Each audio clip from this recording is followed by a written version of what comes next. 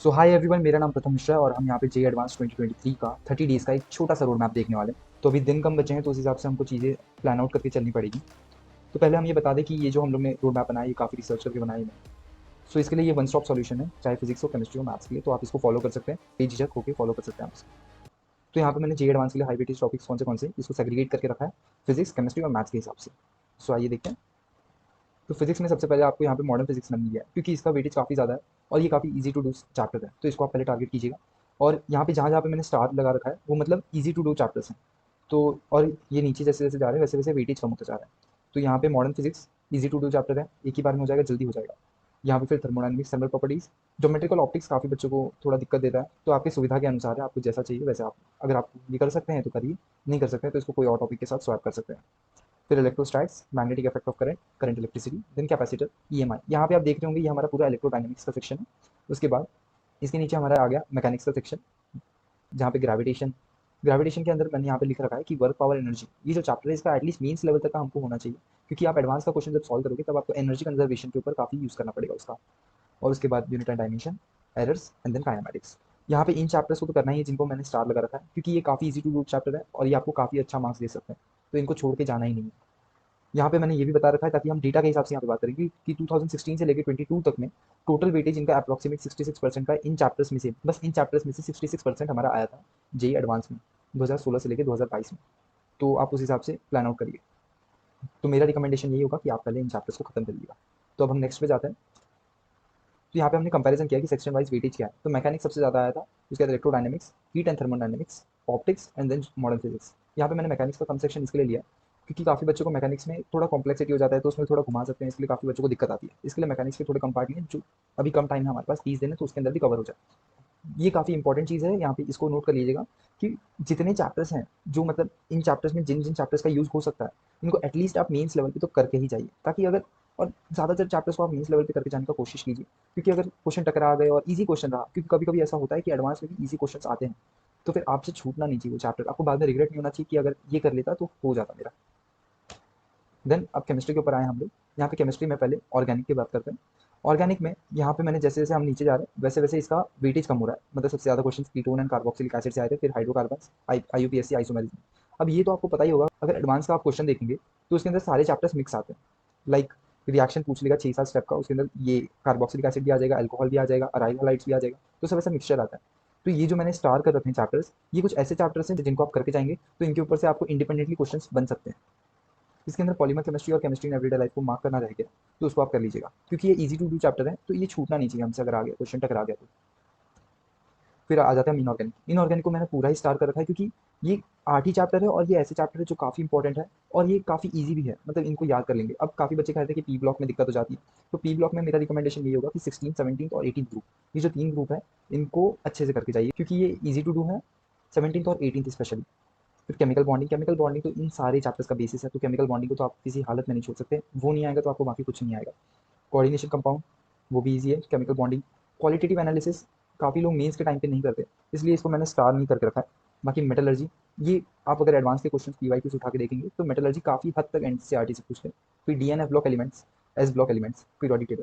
तो अगर आप देखेंगे ध्यान से, इनऑर्गेनिक काफ़ी कुछ एनसीईआरटी से पूछ लेते हैं, so you can rely on NCERT as well as you can practise as much PYQ as you can. Next हम देख लेते हैं फिजिकल केमिस्ट्री। यहाँ पे फिजिकल केमिस्ट्री में पहला चीज़ मैंने थर्मोडायनेमिक्स लिया। यहाँ पे भी सेम सिस्टम जा रहा है कि ऊपर से जाते जाते नीचे जब तक आएंगे हम तब उसका वेटेज कम हो रहा है। पिछले 12 साल के पेपर्स को एनालिसिस करके ये डेटा आया कि थर्मोडायनेमिक्स, इलेक्ट्रोकेमिस्ट्री, फिर atomic structure, chemical kinetics, then equilibrium solution, mole concept, surface chemistry. अब यहाँ पे थर्मोडायनेमिक्स के साथ मैंने स्टेट्स ऑफ मैटर ब्रैकेट में इसलिए लिखा है क्योंकि इसको अगर आप मेंस लेवल पे करेंगे तो जाके आपके थर्मोडायनेमिक्स के एडवांस के सवाल बन सकते हैं, और ये दोनों चैप्टर्स ईजी हैं, तो फिर आप इसको आराम से कर सकते हैं। एडवांस के अंदर इनका मिक्स लेवल का क्वेश्चन आता है। सेम फॉर इलेक्ट्रोकेमिस्ट्री, उसके लिए आपको रेडॉक्स रिएक्शन एक बार मीन्स लेवल तक एटलीस्ट करना पड़ेगा। Then for atomic structure is the most easy chapter according to me. यहाँ पे बस आपको फॉर्मुलाज कुछ याद करने हैं और ये काफ़ी हद तक मॉडर्न फिजिक्स से मैच होता है फिजिक्स के। Then chemical kinetics, this is also an easy chapter which you can do in physical chemistry.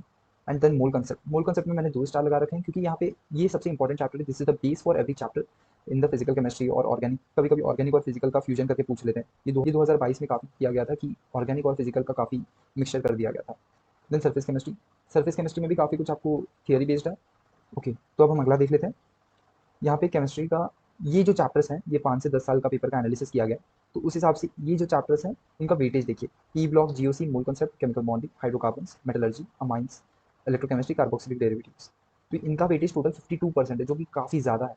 तो इसके लिए आप इन चैप्टर्स को ज़्यादा अच्छे से टारगेट करेंगे तो बेटर होगा। ओके, तो अब हम मैथ्स पे आते हैं।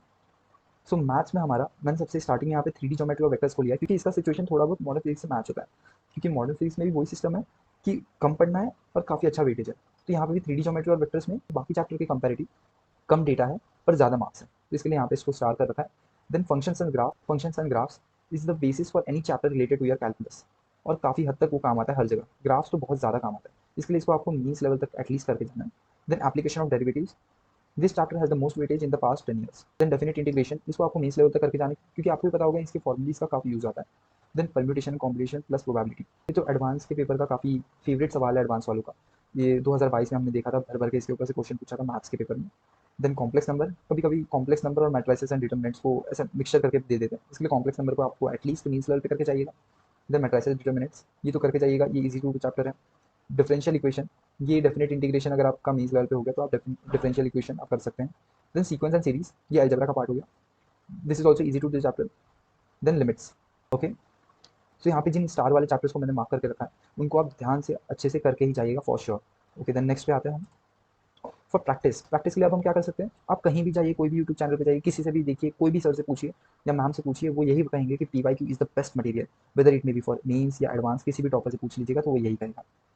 अब कैसे सॉल्व करना है कि लास्ट के 10 साल के पेपर उठा के आप 5 बार सॉल्व कर लीजिए। नहीं आ रहा, देखिए, समझिए, बार बार कीजिए, कुछ ना कुछ आएगा। एक बार अटकेंगे, 2 बार अटकेंगे, फिर तीसरी बार से आने लगेगा। अगर 10 साल का पेपर आपने 5 बार सॉल्व कर लिया तो आपके काफ़ी ज़्यादा हाई चांसेस है कि आप एक अच्छा सा रैंक अचीव कर लेंगे जी एडवांस में। इतना अगर आपने कर लिया, then I can guarantee you that you will get a good rank in IIT। और उसके बाद सबसे इंपॉर्टेंट काम ये है कि उसको आप रिवाइज करेंगे, एनालाइज करेंगे कि आपने सॉल्व किया है और कैसे किया, और बार बार अलग अलग मेथड से उसको सॉल्व करने का ट्राई करेंगे। नेक्स्ट, अब आपको लग रहा होगा बाप रे एडवांस के लिए कितना कुछ करना पड़ेगा, पर हम यहाँ पे देखेंगे तो अंडर 5000 रैंक हमारा बस 35% मार्क्स पे बन जाता है। और पिछली बार ये नंबर तो काफ़ी कम गया था 2022 में, क्योंकि पेपर टफेस्ट आया था। यहाँ पे हमारा 10,000 रैंक जस्ट 30% मार्क्स पे बन जाता है। सो घबराइए मत, आप कर सकते हैं। बस आपको इन 30 दिन में मेहनत करना है, ये 30 दिन सीधा आपको IIT तक पहुँचाएंगे। तो आपको अभी इस रोड मैप को ऐसे फॉलो करना है कि अगर अभी हम देखेंगे तो हमारे पास लगभग 34 डेज बाकी है, that is from 1 May to 4 June. तो उसमें से 5 दिन या 4 दिन अगर हम लोग छोड़ देंगे तो हमारे पास 30 डेज बाकी है। इतना कवर करने में लगभग आपको 25 दिन तो लग ही जाएगा।